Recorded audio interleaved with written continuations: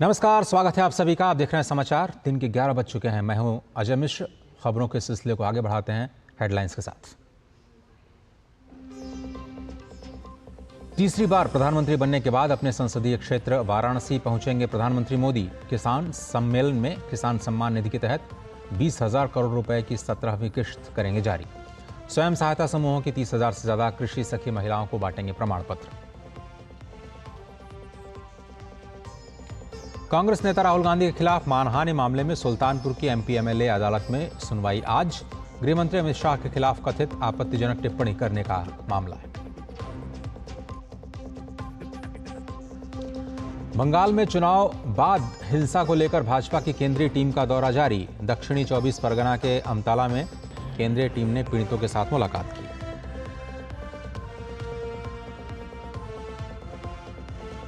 उत्तर भारत में भीषण गर्मी और लू का कहर जारी। राजधानी दिल्ली में आज के लिए लू का रेड अलर्ट। मौसम विभाग ने पूर्वोत्तर भारत में अगले 3 से 5 दिनों तक भारी बारिश की आशंका जताई।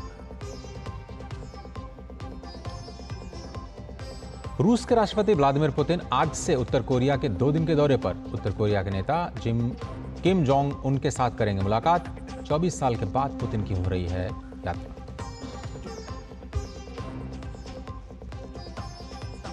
भारत की अर्थव्यवस्था पर बढ़ रहा लगातार भरोसा। फिच ने चालू वित्त वर्ष 2024-25 के लिए भारत की वृद्धि दर अनुमान बढ़ाकर 7.2% किया। शेयर बाजार भी रिकॉर्ड हाई पर। और खेल में आईसीसी T20 विश्व कप में वेस्टइंडीज ने अफगानिस्तान को 104 रनों से करारी शिकस्त दी। जीत के साथ ग्रुप सी में शीर्ष पर रहते हुए सुपर 8 में किया प्रवेश।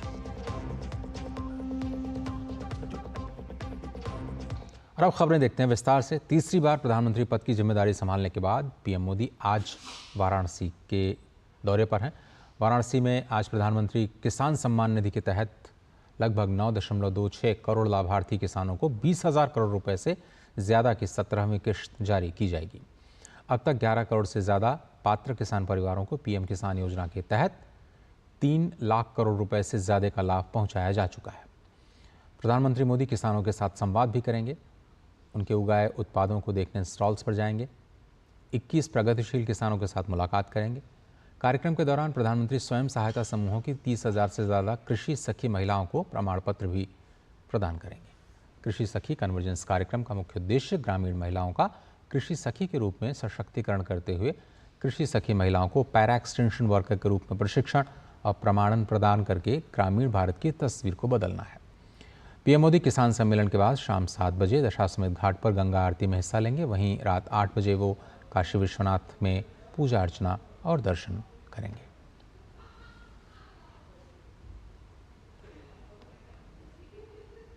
तीसरी बार प्रधानमंत्री बनने के बाद पहली बार पीएम मोदी आज अपने संसदीय क्षेत्र वाराणसी दौरे पर हैं और इसके तहत वाराणसी में सभी तैयारियां पूरी हो चुकी हैं।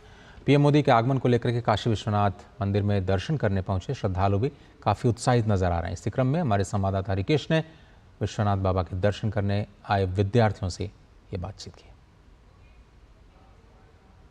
बड़ी सुगमता से, सरलता से दर्शन हो रहे हैं। ऐसे ही कुछ पैरामेडिकल के छात्र हैं, छात्राएं हैं जो तेलंगाना से आए हैं।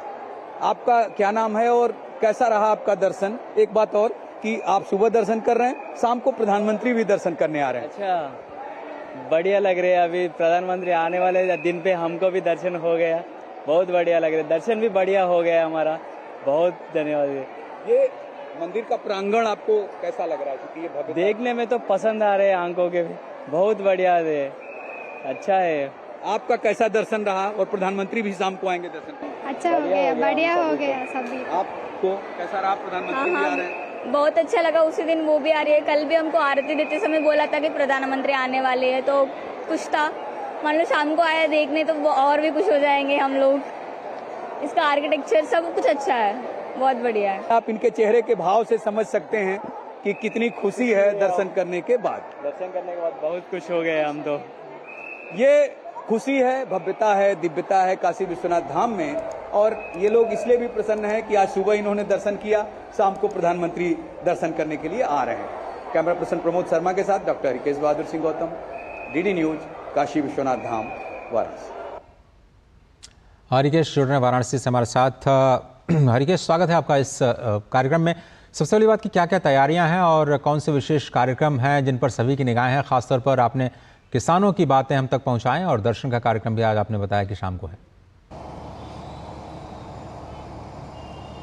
अजय, जब आपसे काशी का चर्चा शुरू होता है तो मुझे फिर वो पल याद आ जाते हैं जब काशी विश्वनाथ धाम का लोकार्पण प्रधानमंत्री ने किया और आप उसकी कमेंट्री कर रहे थे। और उसके बाद चूंकि आप तो कमेंट्री कर रहे थे, लेकिन काशी में कुछ लोग मुझसे मिले जब उन्होंने बार बार तारीफ की कि वो कौन थे जो कमेंट्री कर रहे थे। तो शुरुआत तो मैं इसी से करूंगा क्योंकि ये हमारी यादगार पल हैं हमारे। अब रहा सवाल किसान का, तो जो किसान सम्मान निधि है उसकी 17वीं किस्त प्रधानमंत्री यहाँ पे जारी करेंगे शाम 5 बजे। मेहंदीगंज एक जगह राजा तालाब के पास जहाँ पर ये कार्यक्रम आयोजित किया गया है। इसके अलावा जो किसान सखी हैं उनको प्रमाण पत्र देंगे प्रधानमंत्री, सम्मानित करेंगे, उत्साहवर्धन करेंगे। क्योंकि प्रधानमंत्री लगातार महिला सशक्तिकरण की बात करते हैं और किसान सखी उसी महिला सशक्तिकरण का एक प्रत्यक्षीकरण है, प्रकटीकरण है। तो जो महिलाएं हैं उनमें काफी उत्साह है। आसपास के गांव के महिलाओं से, जो महिला किसान हैं, उनसे हमने बात की, उनमें बड़ा उत्साह है कि प्रधानमंत्री उनके लिए इतना कर रहे हैं और आ रहे हैं जिनको हम लोग साक्षात यानी नजदीक से देख सकेंगे। इसके अलावा जो यहाँ पर प्रधानमंत्री का संसदीय क्षेत्र होने के कारण जो किसानों को लाभ मिले हैं, खासतौर से सरकारी योजनाओं के, जैसे कि प्रधानमंत्री ने ईरी जो इंटरनेशनल राइस रिसर्च सेंटर है उसकी स्थापना यहाँ पे कराई, जिसका लाभ चूंकि वाराणसी, पूर्वांचल और इसके आसपास के जो प्रदेश भी हैं उत्तर प्रदेश से सटे हुए, वहाँ पे भी चावल धान की खेती होती है, उसका लाभ यहाँ के किसान उठा रहे हैं। वेजिटेबल रिसर्च सेंटर भी है जो किसानों के लिए अच्छे किस्म के जो बीज हैं सब्जियों के वो उत्पादन करने का रिसर्च करता है, किसानों को इसका भी लाभ मिल रहा है। और वाणिज्य मंत्रालय की एक संस्था है एपीडा, जिसके माध्यम से जो यहाँ के किसान हैं अब वो केवल किसान नहीं रह गए हैं, वो एफपीओ बना के उसके माध्यम से एपीडा की मदद से निर्यातक बन गए हैं और वो जो कृषि उत्पाद हैं उसको वो विदेशों में निर्यात भी कर रहे हैं और अपनी आय भी बढ़ा रहे हैं। साथ ही काशी के आसपास के जो सब्जी के उत्पादन हैं वो विदेशों में अपनी पहचान बना रहे हैं। तो देखिए जो प्रधानमंत्री का प्रयास है अजय, वो काशी इसके आसपास के जिलों में और खासतौर से चूंकि यहाँ पे जो हवाई सेवाएं हैं उसमें सरकार की तरफ से सब्सिडी दी जाती है जो यहाँ से निर्यात करते हैं किसान, और वो पूरे देश में किसी भी एयरपोर्ट पे सबसे ज्यादा सब्सिडी मिलने वाली जगह यहाँ के लाल बहादुर शास्त्री अंतर्राष्ट्रीय हवाई अड्डा है। तो इसका लाभ किसान जो है पा रहे हैं और उन्हें पता है, चूंकि जागरूक भी हैं, प्रगतिशील किसान हैं। तो यहाँ से सब्जी के अलावा फल भी, जैसे लंगड़ा आम है जो यहाँ का काफी प्रसिद्ध है, वो भी निर्यात हो रहा है पिछले 4-5 सालों से। तो ये जो प्रधानमंत्री की सोच है उसका क्रियान्वयन भी बहुत कायदे से यहाँ पर होता दिखाई दे रहा है। अजय, देखिए हरिकेश, ये पहली बार है जब तीसरी बार प्रधानमंत्री मोदी पदभार संभालने के बाद जा रहे हैं और पहला ही फैसला जो उन्होंने किया वो किसान सम्मान निधि को जारी करने का किया जब उन्होंने कार्यालय में पदभार संभाला और उसके बाद अपने संसदीय क्षेत्र जाना। तो पहली बार इस जीत के बाद लगातार तीसरी बार जीतने के बाद जो इतिहास रचा गया है और उसके बाद वहाँ के लोगों में क्या प्रतिक्रिया है एक बार फिर से, और ये भी हम देख रहे हैं कि जो विरासत और विकास दोनों को साथ ले जाने का जो संदेश है प्रधानमंत्री आज के अपने पहले संसदीय क्षेत्र के दौरे से पूरे देश को देते हुए नजर आएंगे।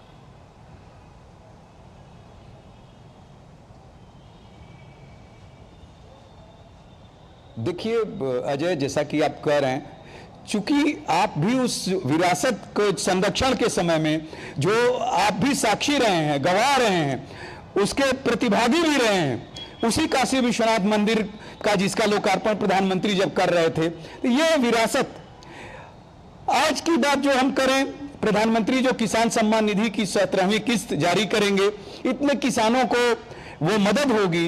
ये इसको आप कृषि के विकास के तौर पर देख सकते हैं, लेकिन जब वही गंगा आरती के लिए गंगा आरती में शामिल होंगे तो वो हमारी विरासत, हम जो गंगा को पूजते हैं, पर्यावरण का प्रतीक है जो हम गंगा आरती करते हैं, गंगा की पूजा करते हैं, किस तरह से पर्यावरण से भी हम प्राचीन काल से रहे हैं, हमारी विरासत रही है, वो जब गंगा आरती में शामिल होंगे तब दिखाई देगी।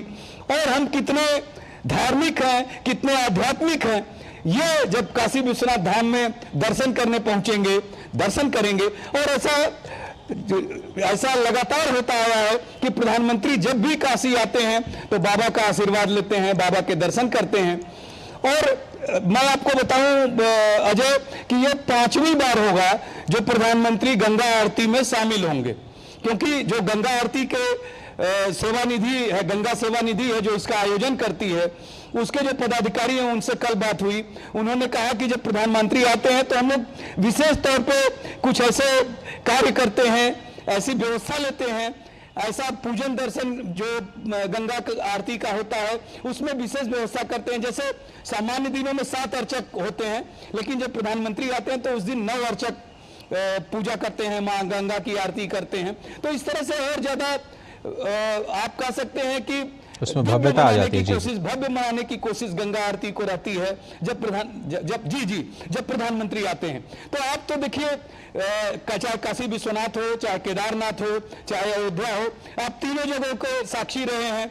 और लगातार आपने लोगों को इन जब लोकार्पण हो रहा था, चाहे काशी विश्वनाथ हो, चाहे केदार जी हो, चाहे अयोध्या धाम हो, इन तीनों जगहों पर आप रहो, आपने बताया। तो जो दिव्यता और भव्यता आपने महसूस की, निश्चित रूप से उसी तरह की दिव्यता और भव्यता मैं भी यहाँ काशी विश्वनाथ धाम में महसूस करता हूँ, गंगा आरती में महसूस करता हूँ। अजय। हाँ, धन्यवाद आरिकेश वक्त निकालने के लिए और वाराणसी से जुड़ने के लिए। आप इस पर निगाह बनाए रखिए, हम लगातार आपसे संपर्क करते रहेंगे और अपडेट्स लेते रहेंगे। और आगे बढ़ते हैं। 24 जून से 18वीं लोकसभा का पहला सत्र शुरू होना है। इससे पहले लोकसभा अध्यक्ष के चुनाव के लिए सरगर्मियां तेज हो गई हैं। इसी सिलसिले में वर्तमान लोकसभा अध्यक्ष ओम बिरला के फिर से अध्यक्ष बनने की अटकलें भी तेज हो गई हैं। बता दें कि गृहमंत्री अमित शाह और भाजपा के राष्ट्रीय अध्यक्ष जेपी नड्डा लोकसभा अध्यक्ष ओम बिरला के आवास पर उनसे मिलने के लिए पहुंचे, जहां तीनों नेताओं के बीच में विमर्श हुआ और माना जा रहा है कि बैठक में नए स्पीकर और डिप्टी स्पीकर को लेकर के चर्चा की गई है।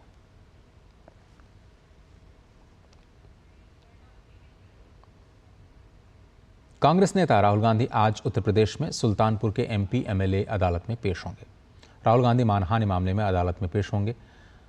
राहुल गांधी पर अमित शाह के खिलाफ कथित आपत्तिजनक टिप्पणी करने का मामला दर्ज है। आपको बता दें कि अगस्त 2018 में कांग्रेस नेता राहुल गांधी के खिलाफ जिला सहकारी बैंक के पूर्व चेयरमैन विजय मिश्र ने मानहानि का मामला कोर्ट में दायर किया था। उन्होंने आरोप लगाया था कि राहुल गांधी ने गृह मंत्री अमित शाह के खिलाफ आपत्तिजनक टिप्पणी की थी। इसके बाद नवंबर 2023 में कोर्ट ने राहुल गांधी को तलब किया। इस साल फरवरी में राहुल गांधी ने कोर्ट में हाजिर होकर के अपनी जमानत करा ली थी। लोकसभा चुनाव के बाद पश्चिम बंगाल में भारतीय जनता पार्टी के कार्यकर्ताओं के खिलाफ हुई कथित हिंसा के बाद बनी भाजपा की फैक्ट फाइंडिंग कमेटी आज दक्षिण 24 परगना के दौरे पर है। कमेटी ने आज हिंसा के पीड़ितों से अमताला पार्टी कार्यालय में मुलाकात की। इस कमेटी में विधायक अग्निमित्रा पॉल, पार्टी नेता रविशंकर प्रसाद और विप्लव कुमार देव शामिल हैं। अमताला के भाजपा कार्यालय में फैक्ट फाइंडिंग टीम के सदस्यों ने पीड़ितों से मुलाकात कर उनका हालचाल जाना।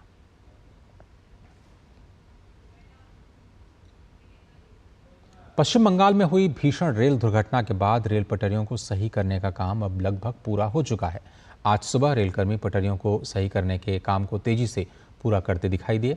पश्चिम बंगाल के दार्जिलिंग जिले में कंचनजंगा एक्सप्रेस और एक मालगाड़ी की टक्कर में मरने वालों की संख्या बढ़कर के 10 हो गई है। राज्य प्रशासन के एक वरिष्ठ अधिकारी ने पुष्टि की कि कंचनजंगा एक्सप्रेस के एक घायल यात्री ने इलाज के दौरान आज सुबह दम तोड़ दिया। उसे सिलीगुड़ी के नॉर्थ बंगाल मेडिकल कॉलेज और अस्पताल में भर्ती कराया गया था। इससे पहले सोमवार को बचाव कार्य के दौरान 9 शव बरामद किए गए थे। मृतकों में मालगाड़ी के लोको पायलट, कंचनजंगा एक्सप्रेस के गार्ड और टक्कर से प्रभावित 2 डिब्बों में यात्रा कर रहे 7 यात्री शामिल थे।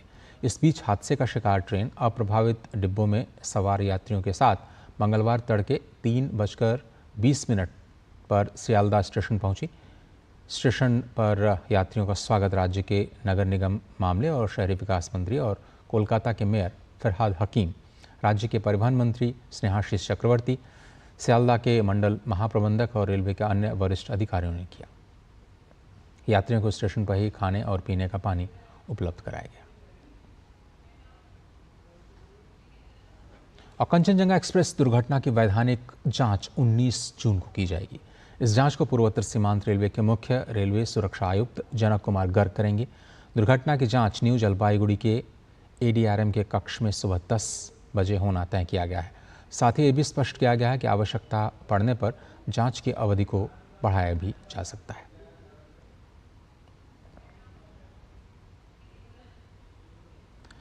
कटिहार पूर्वोत्तर सीमांत रेलवे के DRM सुरेंद्र कुमार ने बताया कि घटना के बाद लगातार कर्मचारी कार्य कर रहे हैं और आज सुबह से डाउन लाइन पर बिजली पर ट्रेन चलने लगी है। अप लाइन पर काम 2-3 घंटे में पूरा कर लिया जाएगा। घटना की जांच भी, जैसा कि हमने आपको बताया, कि आज से शुरू हो जाएगी। For the last 24 hours, all the railway workers have been working very diligently and worked very hard. In the night, we have seen there was incessant rain. In that scenario, our railway workers were working to restore the line, and you can see the up line was given fit for diesel traction in the evening yesterday itself, and tomorrow morning the down line with electric traction has been given fit, and within next 2.5 hours the up track will also be in for electric traction. So total normalcy will be restored here.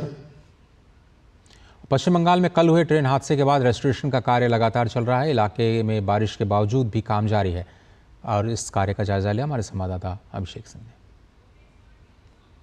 Kanchenjunga express और मालगाड़ी के बीच कल तकरीबन 24 घंटे पहले जो भिड़ंत हुई थी, उसके बाद से रिस्टोरेशन का काम किस तरीके से ग्राउंड जीरो पर चालू है, ये आप दूरदर्शन न्यूज के जरिए ग्राउंड जीरो से देख सकते हैं। मेरे पीछे आप एक टावर वैन देख रहे हैं जिसके ऊपर कुछ लोग खड़े हुए हैं। आप उस पे ये जो OHE है, यानी जो केबल जो जा रहा है, जो आपको इलेक्ट्रिसिटी का जो सप्लाई होता है, उस केबल को लगाने के लिए वो क्योंकि टक्कर के बाद, इतने भीषण एक्सीडेंट के बाद ये पूर्ण रूप से टूट गया था।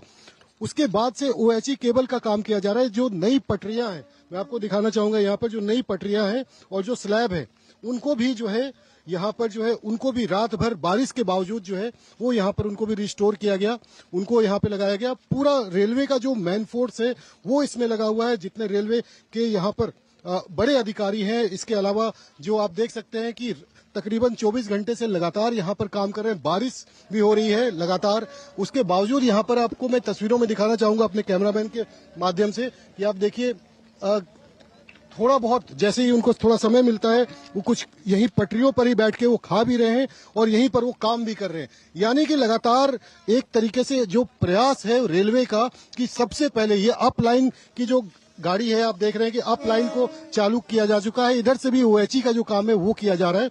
अभी तक जो है इलेक्ट्रिक इंजन जो है उसको फिलहाल इस रूट पर शुरू नहीं किया गया, लेकिन जो डीजल इंजन की गाड़ियां हैं अब की वो जा रही है। और ये डाउन लाइन है, जिस लाइन पे मैं इस वक्त आपको नजर आ रहा हूं, ये डाउन लाइन है, इसका भी काम पूरी तरीके से कर लिया गया है। इसके OHE का काम पूरी तरीके से कर लिया गया है और ये डाउन लाइन पे भी अब उम्मीद है कि तकरीबन आधे घंटे 1 घंटे के अंदर इसके ऊपर से भी गाड़ियां गुजरने लगेंगी। कैमरामैन शारदा के साथ अभिषेक सिंह, DD न्यूज। और संवाददाता अभिषेक सिंह इस वक्त ग्राउंड जीरो से हमारे साथ जुड़ रहे हैं।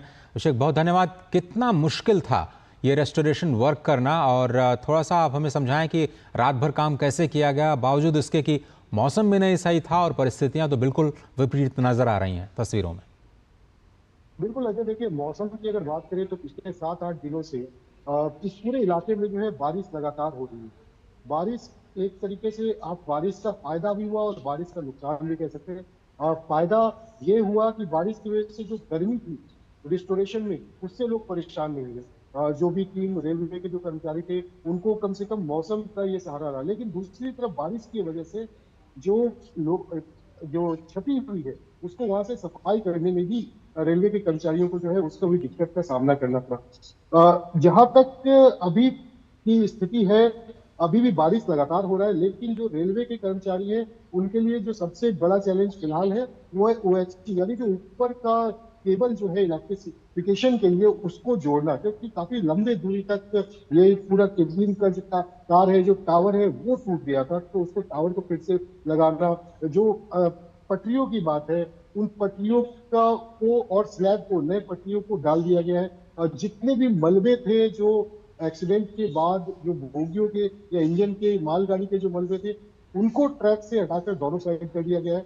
अप लाइन पे जो रेलगाड़ियां हैं उसे शुरू किया जा चुका था। कल रात में 10 बजे 10:30 बजे ही उसको शुरू किया जा चुका है। घटनास्थल से गाड़ियां हालांकि धीमे धीमे करके वहां से पास किया जा रहा है, क्योंकि साथ साथ रेस्टोरेशन का भी काम चल रहा है।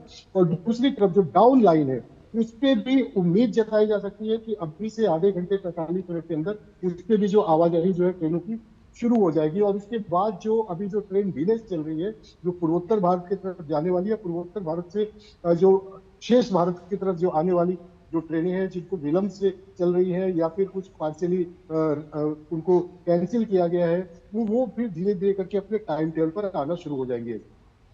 आप कह रहे हैं कि जो ट्रेन जिन जिन ट्रेनों का आवागमन रोक दिया गया था या फिर जो देर से है उनको भी रिस्टोर कर दिया जाएगा। क्या हम समझना चाह रहे हैं कि समन्वय जो एनडीआरएफ के साथ भी आपने बात किया, एनडीआरएफ, एसडीआरएफ और रेलवेज के जो कर्मचारियों ने पूरे रात काम किया, उसको लेकर के उनका अनुभव कैसा रहा? क्या कोऑर्डिनेशन ठीक से हो पाया था या फिर मुश्किल इंटीरियर होने की वजह से वहाँ पर अप्रोच करने में, एक्सेस करने में लोगों को काफ़ी, या जो कर्मी हैं उनको काफ़ी मुश्किलों का सामना करना पड़ा?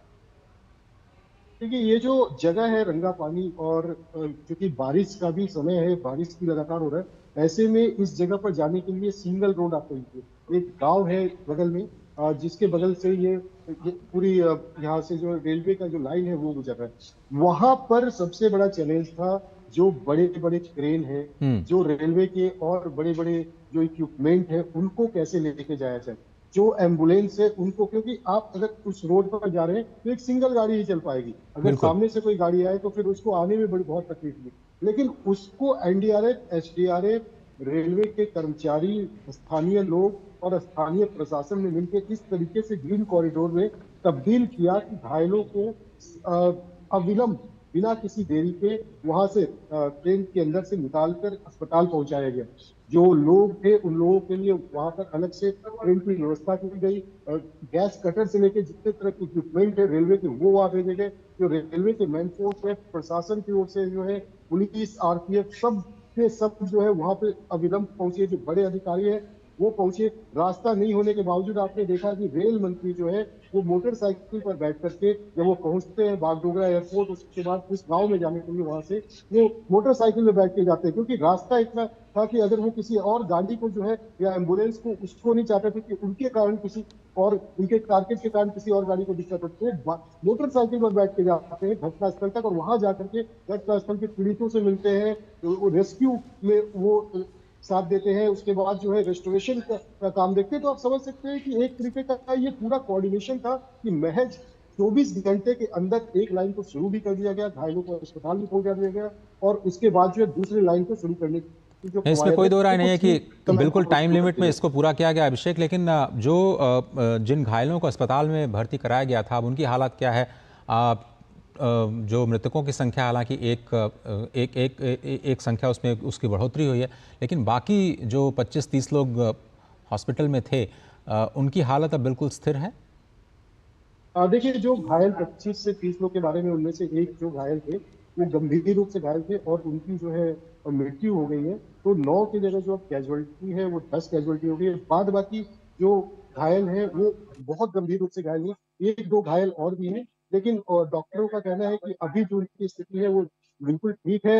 मतलब उनके साथ कोई ऐसा, अब उनको कोई ऐसी दिक्कत नहीं होने जा रही। तो जो घायल है, किसी को चोट आई है, किसी को ज्यादा चोट भी आई है, लेकिन जो फिलहाल की स्थिति है, जो डॉक्टर्स है यहाँ की, उनकी पूरी टीम, रेलवे की पूरी टीम, स्थानीय प्रशासन से लेकर सब जो है उनके इलाज में जुटे हुए हैं। और इलाज का कहने का ये मतलब कि अगर उनको उससे ज्यादा इलाज चाहिए, इससे बेहतरीन इलाज चाहिए, अगर कोई सीरियस इंजर्ड है, उसको लेकर के बाहर के लिए व्यवस्था की गई है कि ग्रीन कॉरिडोर, चाहे वो हेलीकॉप्टर हो या हवाई जहाज से उसको किसी अन्य जगह पहुंचाने की व्यवस्था हो, उसके लिए भी रेलवे जो है मुस्तैद है। लेकिन अगर यहीं पर उनका इलाज सुचारू रूप से ठीक से चल रहा है तो वैसी स्थिति में उनको यहीं पर जब राहत हो जाए तो उसके बाद उनके गंतव्य तक पहुंचाने का जिम्मा उठाएगा रेलवे। हालांकि एक चीज और बताना चाहूंगा आपको अजय, रेलवे सीआरएस जो होते हैं, कमिश्नर रेलवे सेफ्टी, उनकी इंक्वायरी जो है वो जिस दिन, जब भी सीआरएस की इंक्वायरी कहाँ होती है, सीआरएस की इंक्वायरी वहां होती है जब किसी एक्सीडेंट में कोई कैजुअलिटी हो जाए, एक हो या उससे ज्यादा हो, वहां पर सीआरएस की इंक्वायरी जो है वो रेलवे का नियम है। तो ऐसे में जो जब ये एक्सीडेंट हुआ, कल से ही सीआरएस की जो इंक्वायरी है, उनकी जो टीम है वो पूरे जगह पर जो है छानबीन कर रही है, इस पूरे जगह को देख रेख कर रही है।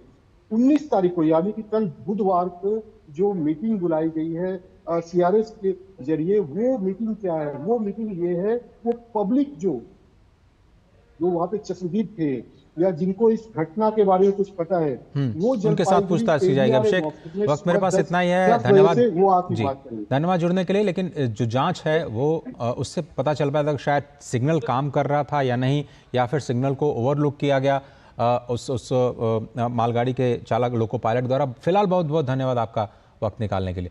और दिल्ली एनसीआर में भीषण गर्मी जारी है लगातार। हीट वेव का असर कम होने का नाम फिलहाल नहीं ले रहा है और मौसम विभाग की माने तो आने वाले 2 दिनों में हल्की बरसात की वजह से पारे में थोड़ी सी गिरावट दर्ज की जा सकती है। लेकिन एनसीआर के लोगों को हीट वेव से अभी मुक्ति मिलने की संभावना कम ही दिखाई दे रही है। हीट वेव की वजह से लोगों को घरों से निकलने में काफ़ी दिक्कतों का सामना करना पड़ रहा है और पारा भी लगातार 46 डिग्री के पार पहुंचा है। दिल्ली, नोएडा, गाजियाबाद में भीषण गर्मी की वजह से हीट वेव से पीड़ित मरीज भी अस्पतालों में पहुंच रहे हैं। मौसम विभाग की वेबसाइट पर दिखाए गए आंकड़ों के मुताबिक आगामी 19 और 20 जून को मौसम में कुछ बदलाव देखने को मिल सकता है और हल्की बारिश के चलते पारे में गिरावट दर्ज की जा सकती है। लेकिन उसके बाद भी हीट वेव से राहत मिलने की संभावना कम है। मात्र 2 दिनों के लिए पारा कुछ नीचे जा सकता है, लेकिन फिर इसके बाद 45 डिग्री तक इसके पहुंचने की संभावना भी जताई जा रही है।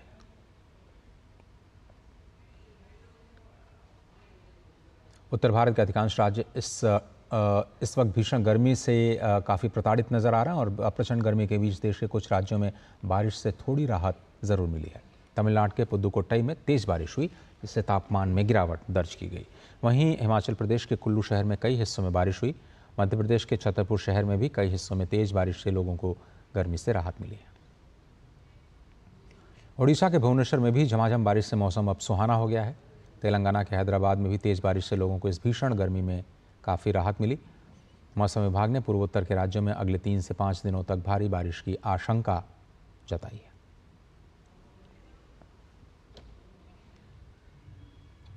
अरुणाचल प्रदेश और मेघालय जैसे पड़ोसी राज्यों के साथ साथ असम में भी लगातार बारिश हो रही, जिससे पूरे राज्य में बाढ़ की स्थिति और भी गंभीर हो गई है। बाढ़ के पानी से 14 जिलों के 309 गांव जलमग्न हैं, पूरी तरह से पानी में डूबे हुए हैं, जिससे प्रभावित लोगों की संख्या बढ़कर 1 लाख से ऊपर पहुंच गई है। बराक घाटी में करीमगंज सबसे ज़्यादा प्रभावित जिला है, जिसके 192 गांव प्रभावित हैं और 95,000 से ज़्यादा लोग प्रभावित हुए हैं। बाढ़ग्रस्त जिलों में करीमगंज, बोंगाई गांव, तामुलपुर, लखीमपुर, उदलगिरी, दारंग, धेमाजी, नागांव, होजाई, चिरांग, बारपेटा, बक्सा, नलबाड़ी, गोलपाड़ा जैसे गांव शामिल हैं। करीमगंज में स्थापित 14 राहत शिविरों में फिलहाल 3,000 से ज़्यादा लोगों ने शरण दी है। दूसरी ओर नागांव के कामपुर में कोपिली नदी खतरे के निशान से ऊपर बह रही है। मौसम विभाग के मुताबिक अगले 5 दिनों में असम, मेघालय, अरुणाचल प्रदेश, नागालैंड, मणिपुर, सिक्किम में गरज और तेज हवाओं के साथ हल्के से मध्यम बारिश होने की संभावना है।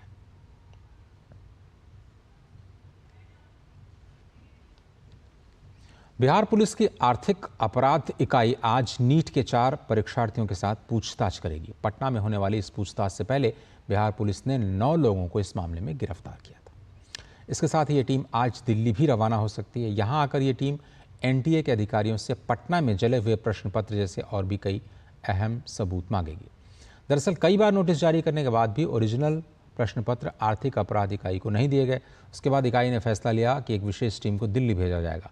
आपको बता दें कि नीट परीक्षा धांधली मामले की जांच आर्थिक अपराध की शाखा कर रही है और पूरे मामले का खुलासा पटना पुलिस ने किया था।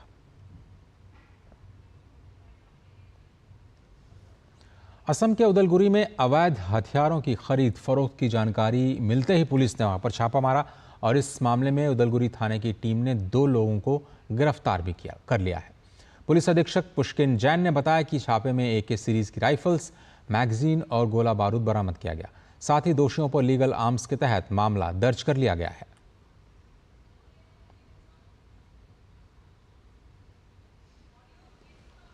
था पुलिस को कि 2 लोग लीगल हथियार को बेचने की कोशिश कर रहे हैं। इमीडिएटली उदालगुरी पुलिस की टीम ने जाके उनको अरेस्ट किया। पूछताछ के बाद हमें पता चला कि शांतिपुर गांव में एक घर में उन्होंने हथियारों और एमुनेशन को छुपा के रखा हुआ है।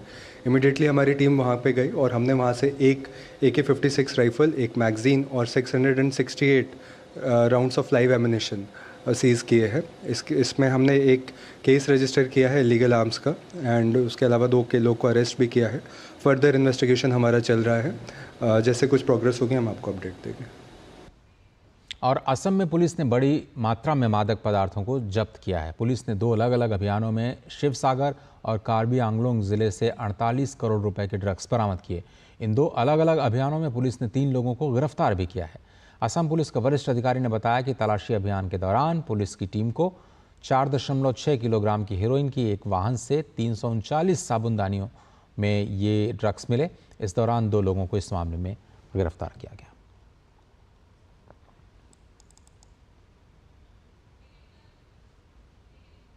बीएसएफ, मेघालय और स्थानीय पुलिस ने संयुक्त अभियान में अंतर्राष्ट्रीय सीमा पर भारी मात्रा में चीनी जब्त की है। अवैध गतिविधियों पर अंकुश लगाने के लिए भारत बांग्लादेश सीमा पर ये संयुक्त प्रयास किया गया और 16 जून 2024 को बीएसएफ, मेघालय फ्रंटियर और मेघालय पुलिस के जवानों ने साउथ गारो हिल्स जिले के रोंगरा सीमावर्ती क्षेत्र से भारी मात्रा में चीनी जब्त कर ली। अभियान के दौरान अंतर्राष्ट्रीय सीमा के करीब स्थित एक खाली पड़े घर से 19,000 किलोग्राम से ज़्यादा चीनी बरामद की गई है। जब्त की गई चीनी को आगे की आवश्यक कार्रवाई के लिए रोंगरा पुलिस स्टेशन को सौंप दिया गया है। राजधानी दिल्ली में जल संकट गहराता जा रहा है। ये संकट दिल्ली के अब वीआईपी इलाके तक भी पहुंच चुका है। एनडीएमसी के मुताबिक अब लुटियंस दिल्ली में भी पानी की आपूर्ति में कटौती करनी होगी। पानी की समस्या को राजधानी में पड़ रही भीषण गर्मी ने और भी ज़्यादा प्रचंड बना दिया है। वहीं दिल्ली पुलिस लगातार पाइपलाइनों की रखवाली कर रही है। दिल्ली की जल मंत्री आतिशी ने इसी सिलसिले में वजीराबाद बैराज का निरीक्षण भी किया है। जल संकट पर सियासत भी तेज हो चुकी है। दिल्ली की आप सरकार हरियाणा सरकार को इसके लिए जिम्मेदार मान रही है। वहीं भाजपा और कांग्रेस इससे आम आदमी पार्टी की नाकामी बता रहे हैं। ओखला में हालात इतने गंभीर हैं कि लोग पूरा दिन पानी के टैंकर का ही इंतजार करते रहते हैं। स्थानीय लोगों का कहना है कि कॉलोनी में टैंकर भी नहीं आते। ऐसे में जनजीवन खासा प्रभावित हो रहा है। बहुत समस्या है यहाँ पे पानी को लेके। दिन में कितने टैंकर आते हैं? ये सुबह 2-3 ही टैंकर आते हैं। पूरे अंदर बहुत कॉलोनी में एक भी टैंकर नहीं जाता, ना सप्लाई का पानी आता है। अरे बस ये 2-3 ही टैंकर आते हैं यहाँ पे। अगर किसी को 1 टंकी मिला, किसी को 2 टंकी मिला बस। अरे बहुत परेशानी है, क्या करें, पूरा दिन पानी में चला जाता है। अब बच्चे काम पे कब जाएंगे? पानी को लेकर बच्चों की पढ़ाई पे भी, सब पढ़ाई पे, काम पे, सब परेशानी है। देश की राजधानी दिल्ली में जल संकट की वजह से कई इलाकों में लोग पानी की बूंद बूंद के लिए तरस रहे हैं। दिल्ली सरकार ने हरियाणा से पानी छोड़े जाने को लेकर कई सवाल उठाए, लेकिन क्या वाकई में हरियाणा से दिल्ली को पानी नहीं मिल रहा? क्या है मुनक नहर की वास्तविकता? इसका जायजा लिया हमारे संवाददाता गिरीश निशाना ने दिल्ली हरियाणा बॉर्डर पर स्थित हरेवली गांव से, जहां से मुनक नहर का पानी दिल्ली में आता है। देश की राजधानी दिल्ली इन दिनों जल संकट से जूझ रही है। जल संकट के लिए जिम्मेदार हरियाणा को भी बताया जा रहा है, लेकिन क्या है वास्तविक स्थिति, इसका जायजा लेने हम खुद पहुंचे हैं मुनक नहर पर। और इस समय हम मौजूद हैं दिल्ली हरियाणा के बॉर्डर पर, और यहाँ पर आप देख सकते हैं ये वही मुनक नहर है जिस पर दिल्ली सरकार ने सवाल उठाए हुए थे कि हरियाणा पानी नहीं छोड़ रहा है। लेकिन जब हम यहाँ पर पहुँचे हैं तो ये मुनक नहर के अंदर पूरा पानी भरा हुआ है और ये पूरा पानी दिल्ली की तरफ जा रहा है। हम इस पुलिया पर मौजूद हैं और इस पुलिया से आप मेरे दाहिनी ओर देखेंगे तो ये जो रास्ता है दिल्ली की तरफ जा रहा है और दिल्ली की तरफ ये पूरा पानी जा रहा है। आप इसके किनारों को भी देख सकते हैं किस तरह से पानी पूरा भरा हुआ है। पर्याप्त मात्रा में हरियाणा की तरफ से पानी दिल्ली के अंदर आ रहा है। अब सवाल ये उठता है कि आखिर दिल्ली के अंदर पानी की कमी क्यों हो रही है, जब मुनक नहर के अंदर दिल्ली के अंदर पर्याप्त मात्रा में पानी आ रहा है। तो क्या स्टोर की कमी हो रही है या कोई अन्य वजह है? क्या जो जल प्रबंधन है वो सही से नहीं हो पा रहा है, जिसकी वजह से देश की राजधानी दिल्ली में लोगों को जूझना पड़ रहा है पानी की एक एक बूंद के लिए। दिल्ली के कई इलाकों में तो जो लोग हैं वो केवल टैंकर के ऊपर पूरी तरह से आश्रित हो रखे हैं। जब टैंकर आता है तो वो पानी भरते हैं और उनकी दिनचर्या चल पाती है। लेकिन ग्राउंड जीरो पर डीडी न्यूज़ की टीम पहुंची हुई है और आप यहां देख सकते हैं कि लगातार जो हरियाणा की तरफ से पानी है वो दिल्ली के अंदर पर्याप्त मात्रा में जा रहा है, छोड़ा गया है। लगातार ये सिलसिला जारी है। बावजूद इसके दिल्ली के अंदर जल संकट गहराया हुआ है। क्या वजह है, इसकी समीक्षा होना भी बहुत जरूरी है। कैमरामैन सौरभ बख्शी के साथ गिरीश निशाना, डीडी न्यूज, दिल्ली। इस पूरे मामले पर संवाददाता गिरीश निशाना हमारे साथ जुड़ रहे हैं। गिरीश, अब जो आपने जायजा लिया इस नहर का, हरियाणा की तरफ से अब ये स्पष्ट कर दिया गया है कि पानी छोड़ा जा रहा है। दिक्कत दिल्ली में कहाँ आ रही है? क्या ट्रीटमेंट नहीं हो पा रहा है या फिर दिल्ली सरकार अभी भी केवल राजनीति कर रही है और उसकी पॉलिसीज का ही खामियाजा दिल्ली वालों को भुगतना पड़ रहा है? देखिए, जब मैं आपको बताना चाहूँगा, क्योंकि जिस तरह से लगातार आरोप लगाए जा रहे थे दिल्ली की जल मंत्री द्वारा कि हरियाणा की तरफ से उनको पानी पर्याप्त नहीं दिया जा रहा, तो ऐसे में हमारी जो टीम है आज खुद मुनक नहर पर पहुंची, जहां पर हमने देखा कि जो पानी है वो पर्याप्त मात्रा के अंदर नहर में होते हुए दिल्ली की तरफ पूरी तरह से आ रहा है। अब सवाल ये उठता है, अगर पर्याप्त मात्रा में मुनक नहर की तरफ से दिल्ली में पानी आ रहा है तो क्या उसका जो रख रखाव है, जो प्रबंधन है, वो सही से नहीं हो पा रहा है? क्या वजह है जो दिल्ली की जनता इन दिनों पानी की बूंद बूंद के लिए तरस रही है? तो बहुत सारे सवाल दिल्ली सरकार के ऊपर इस समय खड़े हुए हैं अजय, क्योंकि हम दिल्ली से यानी कि जो दूरदर्शन भवन से बात करें तो करीब 48 किलोमीटर दूर हम दिल्ली हरियाणा बॉर्डर पे थे, जहां से ये पानी दिल्ली के अंदर एंटर करता है। और मुनक नहर, मेरे स्थानीय लोगों से भी यहाँ पर बात हुई, हरेवली गांव के लोगों से, तो उनका ये कहना है कि लगातार ऐसा नहीं है कि अभी भर के पानी चल रहा है, ये लगातार काफ़ी दिनों से इसी तरह से हरेवली गाँव से होते हुए दिल्ली के बवाना में पानी आगे घुसता है और इस तरह से ये दिल्ली जल बोर्ड को कहीं ना कहीं जाता है, जो बाद में जिसका वाटर ट्रीट किया जाता है और उसके बाद उसको अलग अलग जगह पे डिस्ट्रीब्यूशन किया जाता है। तो कहीं ना कहीं जो पानी की समस्या को लेकर जो दिल्ली सरकार ने सवाल उठाए हैं, वो सवाल भी खुद सवालों के घेरे में खड़े हो गए हैं, क्योंकि हरियाणा के ऊपर सवाल खड़े किए जा रहे थे कि हरियाणा से पानी नहीं आ रहा, लेकिन जब हमने ग्राउंड जीरो पर जाकर देखा तो पानी पूरी तरह से हरियाणा की तरफ से मुनक नहर से दिल्ली के अंदर पर्याप्त मात्रा में आ रहा है। लेकिन आज भी दिल्ली के कई इलाके ऐसे हैं जहां पर लोगों को केवल आश्रित रहना पड़ रहा है, तो वो हैं टैंकर भी पूरी तरह से नहीं पहुंच पाते। सुबह और शाम ही ये टैंकर पहुंच पा रहे हैं, तो लोगों को जितनी ज़रूरत होती है शायद उतना पानी उनको नहीं मिल पाता। हालांकि अगर दिल्ली पुलिस की बात की जाए तो मुनक नहर पर सवाल खड़े हुए थे, तो मुनक नहर पर पूरी तरह से आसपास दिल्ली पुलिस ने पेट्रोलिंग की हुई है। लगातार जो दिल्ली पुलिस के जवान हैं वो इस नहर के आसपास घूमते हुए नजर आते हैं। इसके अलावा जो पूरी दिल्ली के अंदर पाइपलाइन जा रही है, जहां पर सवाल खड़े हो रखे थे कि वहां पर लोग उसको डैमेज कर रहे हैं या नुकसान पहुंचाने का प्रयास कर रहे हैं पाइपलाइन को, तो ऐसे में वहां भी दिल्ली पुलिस चप्पे चप्पे पर नज़र बनाए हुए है ताकि जो इस तरह की कोई भी घटना ना घटे और लोगों को जो पानी है पर्याप्त मात्रा में मिले। इसके लिए खासतौर पर जो दिल्ली के उपराज्यपाल हैं उन्होंने निर्देश दिल्ली पुलिस को दिए हुए हैं कि इसमें कोई कोताही नहीं बरतनी है। जो दिल्ली की जनता है उनको कोई भी खामियाजा ना उठाना पड़े, उसके लिए खास तौर पर जो भी पाइपलाइन है उसके आसपास निगरानी बना के रखी जाए। जो मुनक नहर से जो पानी दिल्ली में आ रहा है उस पर पानी पर नज़र रखी जाए। इसके अलावा अगर अभी ताज़ा खबर की बात करूं तो इस जल संकट के बीच में जो आम आदमी पार्टी के एक विधायक हैं जय भगवान बवाना से, उनके ऊपर बहुत सारे सवाल खड़े हो गए हैं। कल एक वीडियो वायरल हुआ था अजय, जिसमें वो कुछ अभद्र तरीके से जो अपने क्षेत्र की जनता है उनको बोल रहे थे। तो ऐसे में इस वीडियो को देखते हुए जो स्थानीय सांसद हैं, उत्तर पश्चिमी दिल्ली के जो सांसद हैं योगेंद्र चांदोलिया, वो यहाँ पर पहुँचे हुए हैं। ये outer north Delhi DCP office है, जहाँ पर अभी यहाँ पर जो यहाँ के सांसद हैं उत्तर पश्चिमी दिल्ली के योगेंद्र चांदोलिया, वो शिकायत दर्ज कराने आए हैं। उस विधायक के खिलाफ एफआईआर दर्ज कराने आए हैं जिन्होंने अभद्र तरीके से अपनी जो क्षेत्र की जनता है, जो अपने मतदाता हैं, उनको बुरी तरह से फटकार लगाई और उनको मारने तक की बात कही। तो ऐसे में जो स्थानीय सांसद हैं उत्तर पश्चिमी दिल्ली के योगेंद्र चांदोलिया, वो शिकायत लेकर यहाँ पर पहुँचे हुए हैं। मेरे कैमरा सहयोगी सौरभ बख्शी से कहूँगा कि वे दृश्य दिखाएं जहाँ से इस थाने के अंदर, ये समयपुर बादली का थाना है और इसी के अंदर जो है आउटर नॉर्थ दिल्ली के डीसीपी भी बैठते हैं, उनको शिकायत देने के लिए वो यहाँ पर पहुँचे हुए हैं योगेंद्र चांदोलिया, और अब से कुछ देर में वो यहाँ पर बाहर भी निकलने वाले हैं।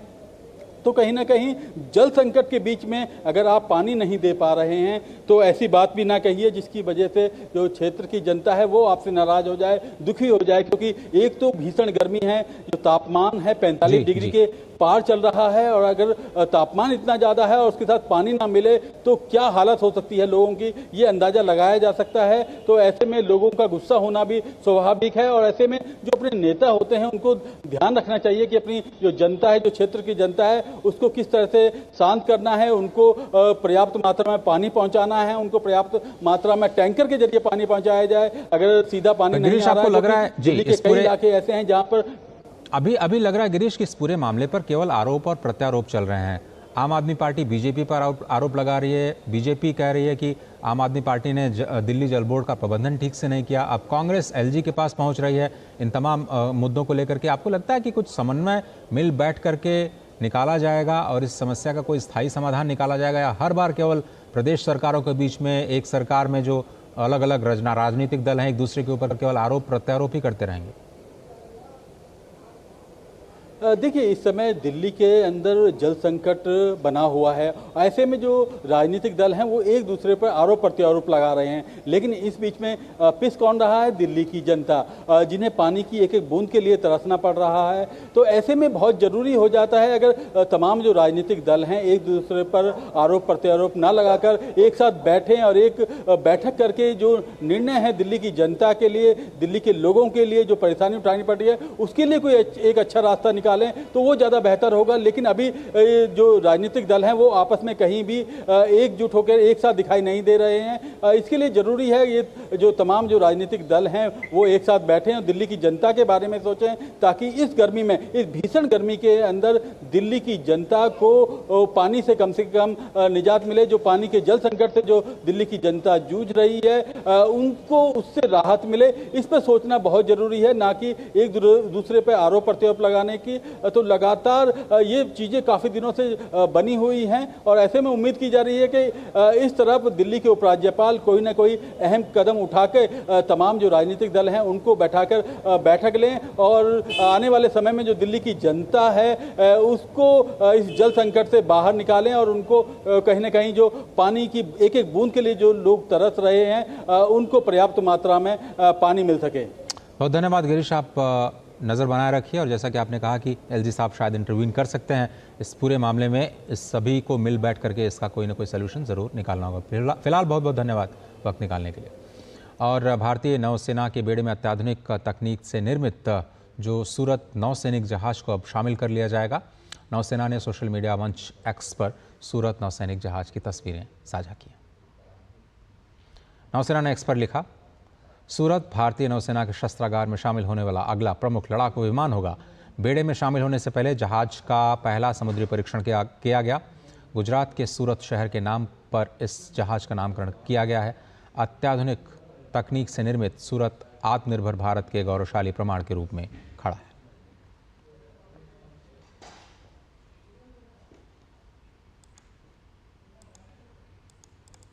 फ्रांस में आयोजित यूरोसेटोरी 2024 डिफेंस शो में भारत पवेलियन का उद्घाटन भारतीय राजदूत जावेद अशरफ ने किया। इस मौके पर संबंधित विभागों के सभी अधिकारी मौजूद रहे। कार्यक्रम में इलेक्ट्रॉनिक्स लिमिटेड के निदेशक मनोज जैन और केवी सुरेश कुमार, फ्रांस में तैनात भारत के रक्षा ब्रिगेडियर जुबिन भटनागर और डीपीएसयू डीआरडीओ में वरिष्ठ अधिकारी भी मौजूद रहे।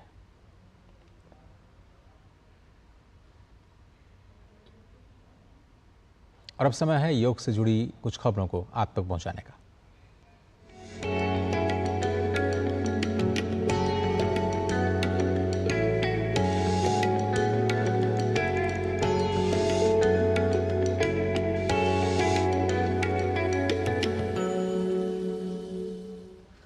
दसवें अंतर्राष्ट्रीय योग दिवस को लेकर बीएसएफ ने भी तैयारियां शुरू कर दी हैं। राजस्थान के जैसलमेर की ऐतिहासिक इमारतों पर जवान और अधिकारी योगाभ्यास कर रहे हैं। इसी क्रम में सीमा सुरक्षा बल के 191 बीएन बटालियन के जवानों ने गड़ीसर लेक के किनारे योग का अभ्यास कर फिट रहने का संदेश दिया। इस दौरान सीमा सुरक्षा बल के डीआईजी योगेंद्र सिंह राठौर सहित बीएसएफ के अधिकारी और तमाम जवान मौजूद रहे। जिस प्रकार से सीमा के ऊपर सीमा सुरक्षा बल अपनी सेवाएं देता है, उसी प्रकार से हमने ये भी बीड़ा उठाया हुआ है कि हम लोगों में जो हमारा स्वस्थ शरीर है उसके बारे में भी जागरूक करें और साथ ही साथ हमारी जो ऐतिहासिक धरोहर है उसके बारे में जागरूक करें कि किस प्रकार से ये प्रत्येक नागरिक का कर्तव्य है कि इनको हम सहेजें, इनको साफ सुथरा रखें इनको अच्छा रखें। 21 जून को हमारा कार्यक्रम इस प्रकार से है कि सरहद पर तो सभी जगह पर योगा के कार्यक्रम होंगे, उसके अलावा जहाँ पर हमारे जो हेडक्वार्टर्स हैं वहाँ पर भी हम सामूहिक रूप से इस प्रकार के कार्यक्रम करें और निसंदेह 1-2 दिन के अंदर हम इसकी एक पूरी रूपरेखा बनेगी और आप देखेंगे कि बहुत ही अच्छा एक योगा का कार्यक्रम। अंतर्राष्ट्रीय योग दिवस के अवसर पर काशी हिंदू विश्वविद्यालय के वैदिक विज्ञान केंद्र ने 7 दिनों की राष्ट्रीय कार्यशाला का आयोजन किया है, जिसमें महिला सशक्तिकरण के लिए योग इस विषय को शामिल किया गया। इस कार्यशाला में महिला प्रशिक्षकों की मौजूदगी में प्रतिदिन बड़ी संख्या में महिलाएं योग और प्राणायाम का अभ्यास कर रही और उनसे होने वाले फायदों की जानकारियां भी ले रही।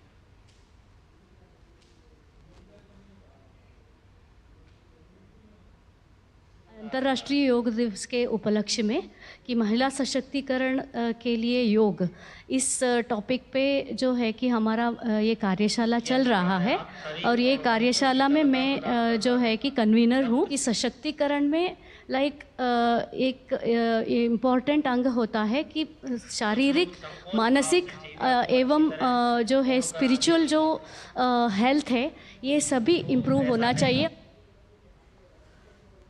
और अब बात करते हैं मुंबई इंटरनेशनल फिल्म फेस्टिवल की।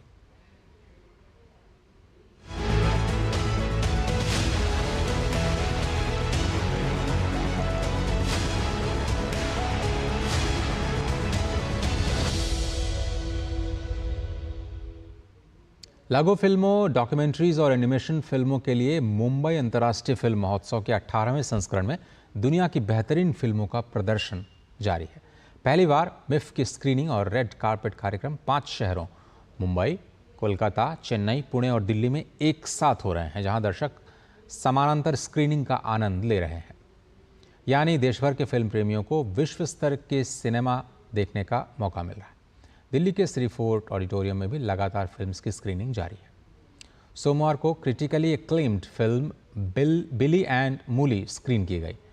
एक जंगली उदबिलाव मौली और उसके समर्पित बचावकर्ता बिल्ली के बीच प्यार की एक दिल छू लेने वाली कहानी दर्शकों को खूब पसंद आ रही है। मुंबई अंतर्राष्ट्रीय फिल्म महोत्सव में 61 भाषाओं में 314 फिल्में, 8 विश्व प्रीमियर्स, 5 अंतर्राष्ट्रीय प्रीमियर, 18 एशिया प्रीमियर और 21 इंडिया प्रीमियर हो रहे हैं। 60 देश अपनी फिल्मों और दूसरे कई तरह के कार्यक्रमों के माध्यम से इसमें हिस्सा ले रहे हैं। नई पहलों में इस वर्ष पहली बार डॉक फिल्म बाजार की शुरुआत हुई है, जो स्वतंत्र फिल्म निर्माताओं के लिए अपनी परियोजनाओं के लिए खरीदार, प्रायोजक और सहयोगी खोजने के लिए एक समर्पित बाजार है। राजधानी दिल्ली में भी इस वक्त गर्मी के बावजूद दर्शक दुनिया की बेहतरीन फिल्मों को देखने के लिए पहुंच रहे हैं। ये आयोजकों के लिए अच्छी खबर है। फर्स्ट टाइम है कि दिल्ली में हो रहा है और ये बहुत अच्छी बात है, क्योंकि कहानी जब हम कहते हैं, एक बहुत अच्छा शेर है कि कौन सी बात कैसे कही जाती है, ये सलीका आ जाए तो हर बात सुनी जाती है। तो हर एक की कहानी है, अपना तरीका है सुनाने का, बताने का, तो उनको और ऊर्जा मिले, उनको और प्रेरणा मिले। तो उसके लिए मुझे लगता है कि ऐसे जगह जगह पे अगर हमारे ये मिफ के ऐसे शोज़ होते हैं, ऐसे इवेंट्स होते हैं, तो बहुत ज़्यादा जो लोकल जो वहाँ के लोग हैं उनको हिम्मत मिलती है कि यार हम भी अगर फिल्म फेस्टिवल में अपनी मूवीज़ भेजे या इस तरीके से भेजे तो हमें भी एक रिकग्निशन मिलेगा अलग अलग शहरों में। तो ये कि बहुत अच्छा उन्होंने स्टेप उठाया। आई थिंक बहुत बढ़िया मूव है दैट ऐसा फिल्म फेस्टिवल जो अभी तक बॉम्बे में फोकस था and it was called Mumbai international film festival, now finally the rest of the country is getting a chance. बाकी लोग जो हैं हमेशा रह जाते हैं कि यार हमको ये फिल्म देखनी नहीं मिली, और मल्टीपल स्क्रीनिंग्स हो रही हैं और साइमल्टेनियस स्क्रीनिंग्स हो रही हैं। तो आई थिंक बहुत ही बढ़िया मूव है। पहला साल है तो थोड़ा we have to be also forgiving कि कुछ हिकअप्स होंगे, एक्सपेक्टेड है, but I think it is a brilliant move. बहुत अच्छा काम किया है। आज हम यहाँ दिल्ली में है सीरी फोर्ट ऑडिटोरियम में। जनरली हमें यहाँ पे डॉक्यूमेंट्री देखने के लिए नहीं मिलती है, मुंबईज़ में होते हैं सारे फेस्टिवल वगैरह, बट हम ये अपॉर्चुनिटी हमें मिल रही है कि हम यहाँ पे आके देख पा रहे हैं, तो काफ़ी सही लग रहा है। एक अच्छी अपॉर्चुनिटी है हमारे लिए। आइए देखते हैं डॉक्यूमेंट्री फिल्म्स जो मिफ में देखने को मिल रही है। ये बहुत ही मुश्किल से देखने को मिलती हैं और साथ ही ये रेयर मौका है कि मिफ के लेवल की डॉक्यूमेंट्रीज दिल्ली में दिखाई जा रही है। भारतीय अर्थव्यवस्था के लगातार शानदार प्रदर्शन को देखते हुए देश और दुनिया की तमाम रेटिंग एजेंसीज ने भारत की विकास दर में अपने अनुमान को बदलाव करते हुए अब उसे बढ़ाया है। इसी क्रम में अब global rating agency Fitch ratings ने साल 2024-25 के लिए भारत की जीडीपी ग्रोथ को बढ़ाया है और अनुमान 7.2% कर दिया है। रेटिंग एजेंसी ने वैश्विक विकास पूर्वानुमान को संशोधित करके उसे थोड़ा सा कम किया है।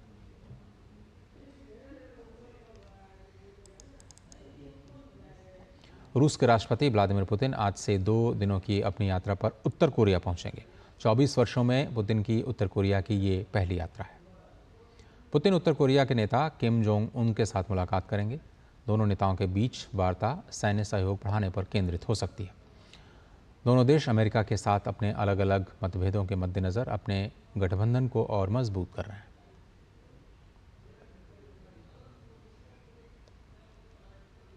अल साल्वाडोर में मूसलाधार बारिश के चलते कम से कम 11 लोगों की मौत हो गई, जबकि लगभग 900 लोग अब भी अस्थायी आश्रयों में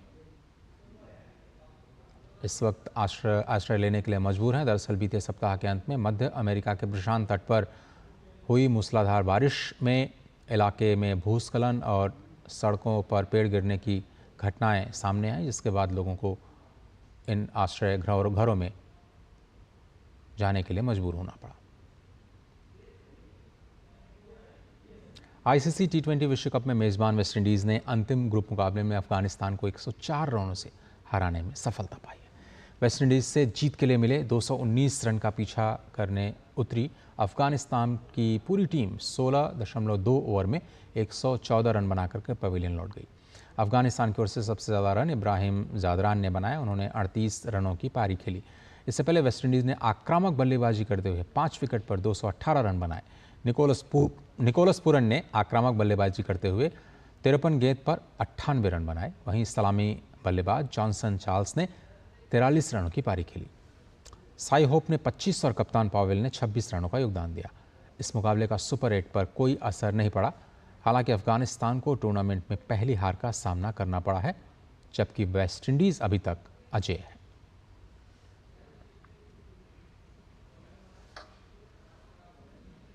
भारतीय डेफ क्रिकेट टीम इन दिनों इंग्लैंड के दौरे पर है। टीम इंडिया को इस दौरे पर 7 मैचों की T20 क्रिकेट सीरीज़ खेलनी है। इस सीरीज़ के मद्देनज़र टीम इन दिनों कड़े अभ्यास में जुटी हुई है। इंग्लैंड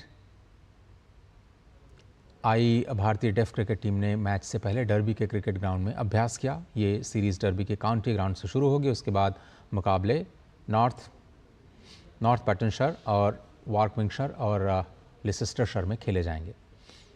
सीरीज़ 27 जून को लीसेस्टरशायर में संपन्न होगी। अभ्यास सत्र में टीम के महासचिव अजय कुमार से बात की हमारे संवाददाता शरद मुदगिल ने। 7 मैचों की T20 श्रृंखला खेलने के लिए इंग्लैंड आई भारतीय वधर क्रिकेट टीम ने यहां पर अभ्यास सत्र का आयोजन किया हुआ है।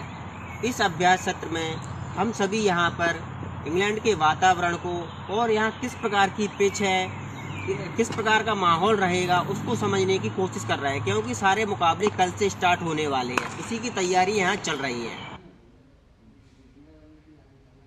फिलहाल इस बुलेटिन में सिर्फ इतना ही। डीडी न्यूज़ पर खबरों का सिलसिला लगातार जारी है। दीजिए इजाज़त। नमस्कार।